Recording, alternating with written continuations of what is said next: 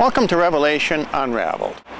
On this program, I want to talk about Barack Obama and his speech at the commencement of Notre Dame University. I believe that this has prophetic significance for the Catholic Church.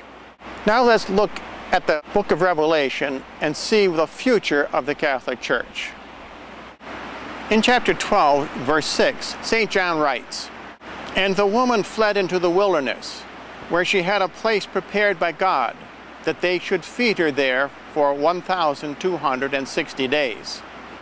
This refers to the remnant Catholics fleeing away from the apostatized Catholic Church. Notice that St. John writes here that they should feed her. Who is St. John referring to when he says that they should feed her? Let's continue on in chapter number 11. In verse number 2, St. John writes, "But the court which is without the temple, measure it not, for it is given to the Gentiles."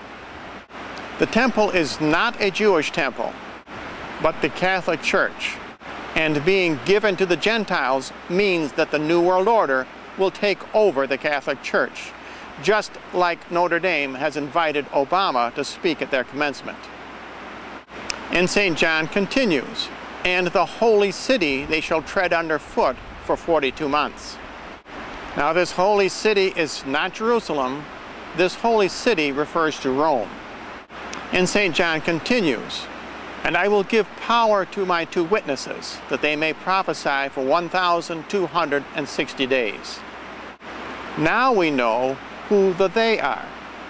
These are the two witnesses who will nourish the Catholic Church in the desert." Notice the time frame is exactly the same, 1,260 days. But what happens to the Catholic Church after Enoch and Elijah are assassinated? Now St. John writes that the woman flies into the desert on the two wings of a great eagle, where she is nourished for 2 times a time and half a time. Notice St. John says, "is nourished." He does not say they will nourish her, because they, meaning Enoch and Elijah, have been assassinated. So how does the remnant Catholic Church retain their faith in the desert? Here we take a look at the two wings of an eagle. Notice that in neither of these time frames, the first half or the second half of the tribulation, there is no pope and no organized church to feed the remnant Catholics. In the first half of the tribulation, they are nourished by the two witnesses, Enoch and Elijah, and in the second half, they are sustained by the two wings of the eagle, the rosary and the scapular. Thus we see that Catholics must not be surprised at Notre Dame inviting Obama to speak at their commencement. The Catholic Church will be taken over by the New World Order. You will see Catholic hospitals performing abortions. You will see the conscience clause taken away from all Catholics. Catholics will be forced to flee into the desert.